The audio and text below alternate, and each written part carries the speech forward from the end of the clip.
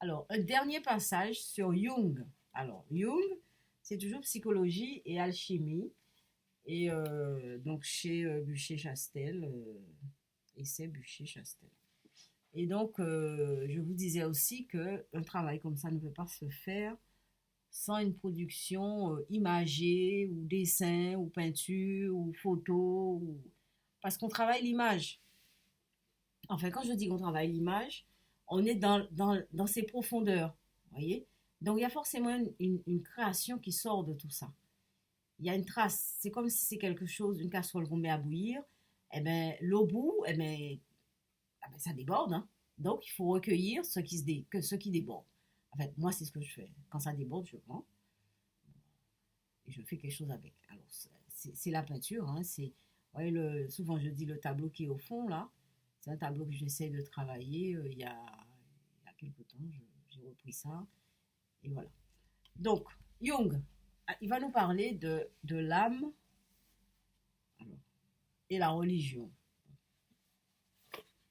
Mais bon, chez Jung, la religion c'est la religion, mais il ne travaille pas la religion dans le sens, ni la question de Dieu dans le sens classique, hein. Il faut faire attention. Alors, ce n'est pas moi qui ai attribué une fonction religieuse à l'âme. J'ai simplement produit les faits qui prouvent que l'âme est naturellement religieuse. C'est-à-dire qu'elle possède une fonction religieuse. C'est-à-dire qu'elle possède une fonction religieuse. Cette fonction, je ne l'ai ni inventée ni introduite dans l'âme par un artifice d'interprétation. Elle se produit d'elle-même sans y être poussée par quelque opinion ou suggestion que ce soit. Par un égarement, rien moins que tragique, ces théologiens ne se rendent pas compte que la question n'est nullement de prouver l'existence de la lumière, mais qu'elle consiste en ce que des aveugles ignorent que leurs yeux pourraient voir quelque chose.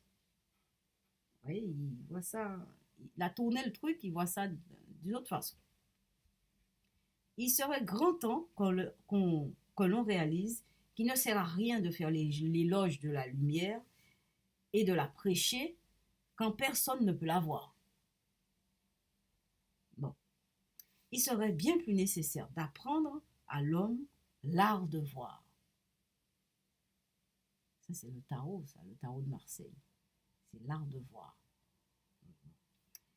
Alors, l'art de voir. Car il est évident que beaucoup trop d'êtres sont incapables d'établir un quelconque rapport entre les figures sacrées, d'une part, et les contenus de leur propre psyché, d'autre part. Alors, je vais souligner ça. Alors, d'une part, car il est évident que d'autres êtres sont incapables de... Alors, je vais relire la phrase. Car il est évident que beaucoup trop d'êtres sont incapables d'établir un quelconque rapport entre les figures sacrées, d'une part, et les contenus de leur propre psyché, d'autre part. C'est en rapport avec l'âme possède une fonction religieuse. Ils ne peuvent voir à quel point les images correspondantes sommeillent dans leur propre inconscient. Ça, c'est magnifique, ça. Ils ne peuvent voir à quel point les images correspondantes sommeillent dans leur propre inconscient. Afin de faciliter cette vision intérieure, nous devons d'abord dégager le chemin de la faculté de voir. Comment on pourrait réaliser cela sans psychologie, messieurs, mesdames? Je ne sais pas, sans psychologie. C'est-à-dire sans établir de contact avec la psyché. Voilà, je dois l'avouer en toute franchise. Je dois l'avouer en toute franchise qui dépasse ma compréhension. Alors, attendez. C'est-à-dire sans établir de contact avec la psyché. Voilà, je dois l'avouer. Ils ont oublié une partie de la phrase. Je dois l'avouer en toute franchise qui dépasse ma compréhension. Il y a une partie de la phrase qui a sauté. J'ai relu. Alors, je reprends. Car il est évident que beaucoup trop d'êtres sont incapables d'établir un quelconque rapport entre les figures sacrées, d'une part, et les contenus de leur propre psyché, d'autre part. C'est ça. Ça laisse à réfléchir, hein. Ça fait réfléchir, hein. J'aime bien. Ça remet en question pas mal de choses, hein. On croit qu'on prie, on prie, on prie, on prie. C'est peut-être soi-même qu'on prie. Il y a des chances.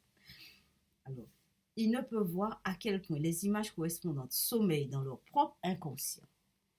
Afin de faciliter cette vision intérieure, nous devons d'abord dégager le chemin de la faculté de voir.